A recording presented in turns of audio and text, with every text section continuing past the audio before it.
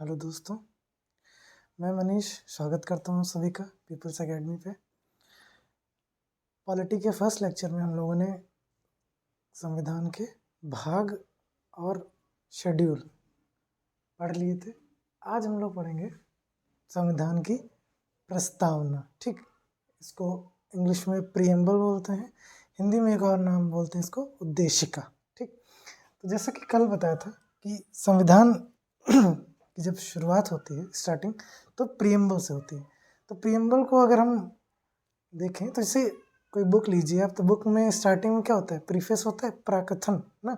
तो उसमें लेखक अपनी बारे में बताता है, ठीक है, बुक के लिखने का उद्देश्य क्या है, ठीक, किन किन चीज़ों की उसने हेल्प ली, ठीक, और भी कई सारी चीज़ें। तो ठीक इसी तरीके से संविधान को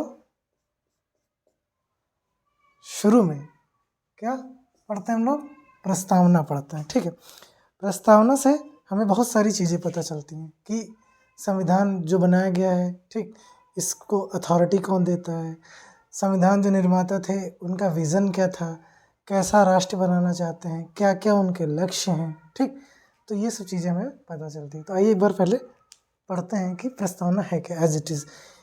इसको हो सके तो याद होना चाहिए प्रस्तावना, जैसे हम लोग जनगण मन याद करते हैं, इसी तरह प्रस्तावना भी याद होनी चाहिए। नहीं याद होती है तो एटलीस्ट जो मेन टर्म्स हैं वो तो आपको रटे ही होने चाहिए। ठीक, तो आइए देखते हैं। पहले इंग्लिश में, we the people of India having solemnly resolved to constitute India into a sovereign, socialist, secular, democratic republic, and to secure all its citizens justice, social, economic, political, liberty of thought, expression, belief, faith, and worship, equality of status and opportunity, and to promote them all fraternity, assuring dignity of individual and the unity and integrity of the nation. In our Constituent Assembly, this 26th of November 1949, to hereby adopt, enact, and give ourselves this Constitution. ये English version है। ठीक, अब इसको समझते हैं हम लोग। ठीक, मैंने हिंदी में लिखा है, जो इंग्लिश वाला है वो हिंदी में है, जो ब्लू इंक में है वो हिंदी में लिखा हुआ है। ठीक, हिंदी में देखते हैं। हम भारत के लोग भारत को एक संपूर्ण, प्रभुत्व संपन्न, समाजवादी, पंथ निरपेक्ष, लोकतांत्रिक गणराज्य बनाने के लिए, ठीक, तो कौन एकत्रित हुआ है, हम भारत के लोग। ठीक, क्या बनाना है भारत को, क्या बनाना है, एक संपूर्ण प्रभुत्व संपन्न, ठीक, यानी सावरिन। सावरिन का मतलब होता है प्रभुत्व संपन्न। ठीक, सोशलिस्ट यानी समाजवादी, सेकुलर यानी पंथ निरपेक्ष। यहाँ ध्यान रखिएगा, सेकुलर को उन्होंने धर्म निरपेक्ष नहीं लिखा है, पंथ निरपेक्ष लिखा है, दोनों में डिफरेंस होता है। ठीक, डेमोक्रेटिक यानी लोकतांत्रिक, ठीक, और रिपब्लिक यानी गणराज्य। तो भारत कैसा हो, सावरिन हो, सोशलिस्ट हो, सेकुलर हो, डेमोक्रेटिक और रिपब्लिक हो। ये टर्म्स आपको याद होने चाहिए, और ऑर्डर भी याद होना चाहिए। सबसे पहले सावरिन है यानी संप्रभु, उसके बाद सोशलिस्ट यानी समाजवादी, फिर सेकुलर यानी पंथ निरपेक्ष, फिर डेमोक्रेटिक यानी लोकतांत्रिक, और फिर रिपब्लिक यानी गणराज्य। ठीक, तो ये पांचों term as it is serial में याद होने चाहिए। उसके बाद देखिए, तथा उसके समस्त नागरिकों को सामाजिक, आर्थिक और राजनीतिक न्याय। अब देखिए, ये तो था सावरिन, सोशलिस्ट, सेकुलर, डेमोक्रेटिक, रिपब्लिक कि भारत को कैसे बनाना है। उसके बाद लक्ष्य क्या है, लक्ष्य ये है कि जितने भी समस्त नागरिक हैं, यह नागरिक है शब्द, नागरिकों को न्याय मिलना चाहिए। ठीक, क्या मिलना चाहिए, न्याय यानी जस्टिस। और जस्टिस कितने प्रकार के न्याय दिए जाएंगे, याद रखिएगा, सोशल, इकोनॉमिक, पॉलिटिकल। हिंदी में बोले तो सामाजिक, आर्थिक और राजनीतिक न्याय, तीनों प्रकार के न्याय सुनिश्चित करेंगे किसके, जो भारत के नागरिक होंगे उनके। ठीक, आगे देखते हैं। विचार, अभिव्यक्ति, विश्वास, धर्म और उपासना की स्वतंत्रता। ठीक, अब जो नागरिक हैं उनको किस किस चीज़ की स्वतंत्रता हो? विचार, अभिव्यक्ति, विश्वास, धर्म और उपासना की स्वतंत्रता। कितने प्रकार की स्वतंत्रता? 5 प्रकार की। क्या की? विचार, अभिव्यक्ति, विश्वास, धर्म और उपासना करने की स्वतंत्रता। इंग्लिश में बोले तो liberty of thought, expression, belief, faith and worship. ठीक है, अब उसके आगे देखिए, प्रतिष्ठा और अवसर की समता। अब समता की बात आ रही है, इक्वलिटी की। ठीक, इक्वलिटी क्या की है? Status and opportunity. हिंदी में बोले तो प्रतिष्ठा और अवसर की समता प्रदान की जाएगी। आगे देखिए, तथा उन सब में व्यक्ति की गरिमा और राष्ट्र की एकता और अखंडता सुनिश्चित करने वाली बंधुता बढ़ाने के लिए। ठीक, अब देखिए, बढ़ाना क्या है? बंधुता यानी फ्रेटर्निटी। ठीक, इसके लिए क्या श्योर करना पड़ेगा? इंडिविजुअल की डिग्निटी यानी व्यक्ति की गरिमा, उसके साथ साथ राष्ट्र की एकता और अखंडता सुनिश्चित करेंगे। ठीक, ये टर्म ऐसे ही याद रखने। सुनिश्चित क्या करना है? राष्ट्र की एकता और अखंडता, unity and integrity of nation. ठीक, किसको बढ़ाना है? लक्ष्य क्या है? लोगों के बीच में फ्रेटर्निटी, बंधुत्व की भावना बढ़ानी है। ठीक, दृढ़ संकल्पित होकर अपनी इस संविधान सभा में आज तारीख 26 नवंबर 1949 को एतत् द्वारा इस संविधान को अंगीकृत, अधिनियमित और आत्म अर्पित करते हैं। ठीक, मतलब तारीख बताई गई है कि इस डेट को हम खुद को इस संविधान को क्या कर रहे हैं? अंगीकृत कर रहे हैं, अधिनियमित कर रहे हैं और आत्म अर्पित कर रहे हैं। ठीक, इंग्लिश में बोलने तो क्या कर रहे हैं? In our constituent assembly this 26th of November 1949 hereby adopt, enact and give to ourselves this constitution। ठीक, ये था हमारा प्रस्तावना। स्क्रीनशॉट ले लीजिए। ठीक है, इसको याद करने की कोशिश करिए। ना याद हो तो एटलीस्ट जो इम्पोर्टेंट टर्म है, ठीक, जैसे शुरुआत वाले जो बताया मैंने। ठीक, sovereign socialist secular democratic Republic. Bharat कैसा हो? Sovereign socialist secular democratic Republic, यानी संप्रभु हो, समाजवादी हो, पंथ निरपेक्ष हो, लोकतांत्रिक हो और कैसा हो? गणराज्य। ठीक, उसके बाद न्याय की बात कही। न्याय कितने प्रकार के दिए सुनिश्चित किए गए हैं? सोशल, इकोनॉमिक, पॉलिटिकल, सामाजिक, आर्थिक और राजनीतिक न्याय। ठीक, उसके बाद स्वतंत्रता क्या की है? Thought, expression, belief, faith and worship. ठीक, विचार, अभिव्यक्ति, विश्वास, धर्म और उपासना की स्वतंत्रता दी गई है। उसके बाद इक्वलिटी किसकी है? 2 चीज़ों की, स्टेटस और अपॉर्चुनिटी की। ठीक, किसकी क्षमता दी गई है? प्रतिष्ठा और अवसर की। ठीक, फिर क्या श्योर करना है? हर व्यक्ति की गरिमा। ठीक, हर व्यक्ति की गरिमा और राष्ट्र की एकता और अखंडता, unity and integrity of nation करना है। ठीक, इससे होगा क्या कि बंधुत्व की भावना बढ़ेगी। लोगों में क्या बढ़ेगी? फ्रेटर्निटी यानी बंधुत्व की भावना बढ़ेगी। और इस डेट को 26 नवंबर 2049 को हम लोगों ने संविधान को क्या किया है? अडॉप्ट किया है, इनेक्ट किया है। ठीक, और आत्मअर्पित किया है। ठीक, तो इसको आई होप आप लोगों ने समझ लिया होगा। इसको याद करने की कोशिश करिए। अब प्रस्तावना से जुड़े जो क्वेश्चन है, मेन क्वेश्चन और कुछ प्रमुख बातें हैं, तो वो भी हम लोग चर्चा कर लेते हैं। आइए देखते हैं। अब देखते हैं प्रस्तावना को संविधान सभा में पेश कब किया गया, मतलब इसको बोलते हैं ऑब्जेक्टिव रेजोल्यूशन, कब पास हुआ?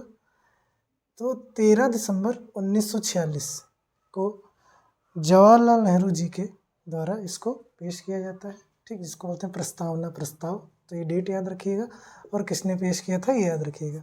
ठीक, प्रस्तावना प्रस्ताव कब पेश हुआ? 13 दिसंबर 1946 को, और JL नेहरू यानी जवाहरलाल नेहरू जी ने इसको पेश किया था। ठीक, इसमें एक बार संशोधन हुआ है। कोई पूछे कि प्रस्तावना में कितनी बार बदलाव किए गए हैं, तो एक बार संशोधन हुआ है, ठीक है। कब? 42nd कॉन्स्टिट्यूशन अमेंडमेंट, जो कि 1976 में 42वें संविधान संशोधन जो हुआ था उसके जरिए किया गया था। क्या किया गया था संशोधन, ये भी देख लीजिए। इसमें 3 नए शब्द जोड़े गए थे।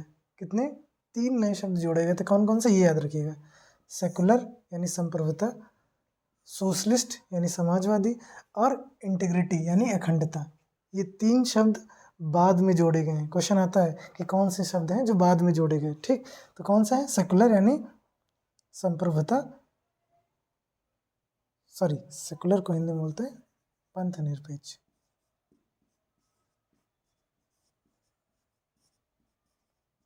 ठीक। सेकुलर यानी पंथ निरपेक्ष, सोशलिस्ट यानी समाजवादी, और इंटीग्रिटी यानी अखंडता। इन 3 शब्दों को बाद में जोड़ा गया। कब? 1976 में 42वें संविधान संशोधन के जरिए, ठीक है। अब देखते हैं हम लोग आगे। अभी जो प्रस्तावना बनाया गया, ठीक है, इसका आइडिया कहाँ से लिया गया?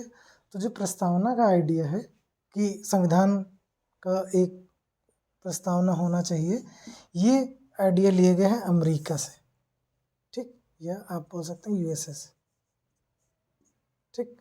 प्रस्तावना का आइडिया कहाँ से आया? अमेरिका से है। अमेरिकन संविधान में सबसे पहले प्रियम्बल जोड़ा गया था, ठीक। तो प्रियम्बल कहाँ से लिया गया? अमेरिका से लिया गया। अब प्रियम्बल में जो न्याय की अवधारणा है, अभी हम लोगों ने पढ़ा था ना 3 तरीके के न्याय, सोशल, इकोनॉमिक और पॉलिटिकल, ठीक, सामाजिक, आर्थिक और राजनीतिक न्याय। तो ये जो कॉन्सेप्ट है ये कहाँ से लिया गया? यूएसएसआर से। पहले रशिया यूएसएसआर था ना, तो यूएसएसआर या सोवियत संघ से क्या लिया गया? जो न्याय की परिकल्पना की गई है, ठीक है, वो ली गई है यूएसएसआर से, ठीक। अब तीसरा जो इम्पोर्टेंट कंट्रीब्यूशन है वो है फ्रांस का, ठीक है। अब फ्रांस से क्या क्या लिया गया है प्रस्तावना में? तो फ्रांस से जो रिपब्लिक का कॉन्सेप्ट है कि गणराज्य होगा भारत, ये फ्रांस से लिया गया। और ये जो आइडिया है लिबर्टी, इक्वलिटी और फैटर्निटी का, ठीक, स्वतंत्रता, समता और बंधुत्व का, ये भी फ्रांस से लिया गया है। तो ये इतनी चीज़ें आप याद रखिएगा, ठीक। 13 दिसंबर 1946 को पेश हुआ JL नेहरू द्वारा।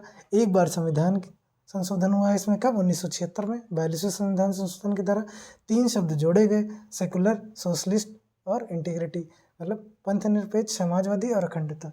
इन 3 शब्दों को जोड़ा गया, ठीक। इसमें जो प्रस्तावना ली गई, ये जो कॉन्सेप्ट था प्रस्तावना का, ये अमेरिका से लिया गया। जो न्याय का कॉन्सेप्ट था, ठीक, कि 3 तरीके के न्याय दिए जाएंगे, सोशलिस्ट, सोशल, इकोनॉमिक और पॉलिटिकल, ये यूएसएसआर यानी सोवियत संघ से लिया गया। फ्रांस से क्या क्या लिया गया? जो गणराज्य की अवधारणा है उसको, और जो लिबर्टी, इक्वलिटी और फैटर्निटी का आइडिया है, स्वतंत्रता, समता, बंधुत्व का, ये भी फ्रांस से लिया गया, ठीक। तो ये चीज़ें जो जरूरी थी, ये कुछ और बातें जो हमें पता होनी चाहिए प्रियम्बल के बारे में, वो भी देख लेते हैं। प्रस्तावना संविधान का भाग है या नहीं, इस पर काफ़ी बहस हुई, ठीक है। तो इसी रिगार्डिंग सुप्रीम कोर्ट ने कुछ जजमेंट दिए समय समय पे, वो जानने जरूरी हैं क्योंकि इन पे क्वेश्चन आते रहते हैं, ठीक। तो पहला केस जो हमें पढ़ना है, जिसमें सुप्रीम कोर्ट ने कहा कि प्रस्तावना जो है वो संविधान का भाग नहीं है, ठीक। तो क्वेश्चन आता है किस जजमेंट में सुप्रीम कोर्ट ने माना कि प्रस्तावना संविधान का भाग नहीं है? तो याद रखिएगा, बेरूबारी केस। कौन सा? बेरूबारी वाद में, जो कि 1960 में था। उसमें सुप्रीम कोर्ट ने कहा कि प्रस्तावना संविधान का भाग नहीं है, ठीक। Preamble is not the part of constitution. इसी केस में एक लाइन और बोली थी सुप्रीम कोर्ट ने, जो कि याद रखनी चाहिए। बोला कि preamble is key to open mind of constitution maker. मतलब प्रस्तावना भाग नहीं, पर प्रस्तावना क्या है?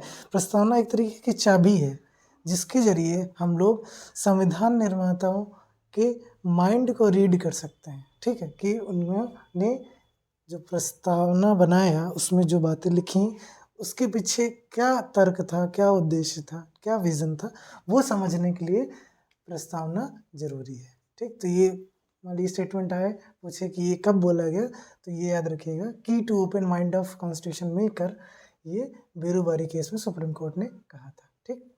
दूसरा केस जो सबसे इम्पोर्टेंट याद भी रखना है, केशव नंदा भारती केस 1973 में, केशव नंदा भारती केस। इसमें माना गया कि प्रस्तावना भाग है किसका, संविधान का। ठीक, तो याद रखिएगा कि प्रस्तावना को भाग कम किस जजमेंट ने माना, सुप्रीम कोर्ट ने 1973 में माना। ठीक, केशव नंदा भारती केस में। इसी में एक लाइन जो सुप्रीम कोर्ट ने बोली ये भी याद रखिएगा, preamble is the basic structure of constitution.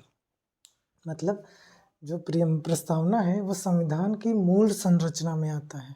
ठीक, बेसिक स्ट्रक्चर क्या है, देखिए बेसिक स्ट्रक्चर जो कल्पना है, परिकल्पना कॉन्सेप्ट है, ये सुप्रीम कोर्ट ने दिया, इसलिए दिया ताकि जो सरकार है वो जो कोर आइडियल्स हैं हमारे संविधान के उनको ना परिवर्तित कर सके।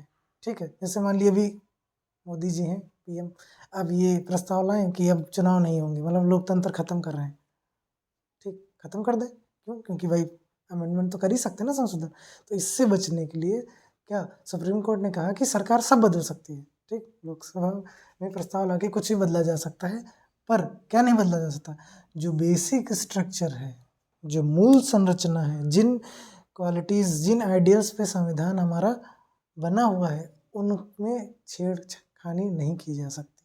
ठीक, तो ये preamble is the part of basic structure of constitution, ये किसमें बोला गया, ये केशव नंद भारती केस में बोला गया, याद रखिएगा। बेरुबारी में सिर्फ बोला गया था कि ये संविधान निर्माताओं के मस्तिष्क को पढ़ने की चाबी है। ठीक, इसमें बोला गया कि ये मूल संरचना है संविधान की। अब एक और केस याद रखिएगा जो प्रस्तावना से संबंधित है, वो है एसआर बॉम्बई केस। ठीक, एसआर बॉम्बई केस, ये इसमें सुप्रीम कोर्ट ने क्या कहा, बोला कि preamble is the integral part of constitution. जो प्रस्तावना है वो संविधान का अभिन्न अंग है। किसने बोला, एसआर बॉम्बई केस में। ठीक, तो याद रखिएगा ये तीनों जो जजमेंट है सुप्रीम कोर्ट के, कौन सा, बेरुबारी, केशव नंदा भारती और एसआर बॉम्बई, इसमें सुप्रीम कोर्ट ने क्या माना, क्या कहा प्रस्तावना के बारे में, ये आपको पता होना चाहिए। बेरुबारी में प्रस्तावना को भाग नहीं माना गया, केशव नंदा भारती में भाग माना गया, और जो एसआर बॉम्बई केस है इसमें बोला कि ये अभिन्न अंग है। ठीक, और जो स्टेटमेंट दी गई वो भी याद रखना। एक और चीज़ जो पता होनी चाहिए, प्रस्तावना को संविधान की आत्मा किसने कहा, ये भी क्वेश्चन आता है। प्रस्तावना को संविधान की आत्मा किसने कहा, तो याद रखिएगा के.एम. मुंशी। ठीक, ये ड्राफ्टिंग कमेटी के एक सदस्य थे। तो preamble is the soul of constitution, ये किसने बोला, के.एम. मुंशी जी ने बोला, तो ये भी याद रखिएगा। ठीक, जो प्रस्तावना है वो संविधान की आत्मा है, ये किसने कहा, के.एम. मुंशी ने कहा। ठीक, तो उम्मीद करता हूँ कि आप लोगों ने प्रस्तावना को अच्छे से समझ लिया होगा। क्वेश्चन बनते हैं जिन जिन चीज़ों को मैंने बोला है आप लोगों से कि गौर से उसको समझें, याद करें, उन पॉइंट्स पर ज़्यादा फोकस करें। कोशिश करें कि प्रस्तावना याद करें, न याद हो तो जो उसमें टर्म्स हैं, टर्म्स आपको याद होना चाहिए। ठीक, प्रॉपर ऑर्डर में याद होना चाहिए, जो उससे रिलेटेड जजमेंट है वो याद होना चाहिए। ठीक, किसने प्रस्तावना के बारे में क्या कहा, ठीक, ये भी पता होना चाहिए। तो आज हम लोगों ने प्रस्तावना पढ़ लिया है, नेक्स्ट लेक्चर हम लोग इसके आगे पढ़ेंगे। मिलते हैं, till then bye, take care.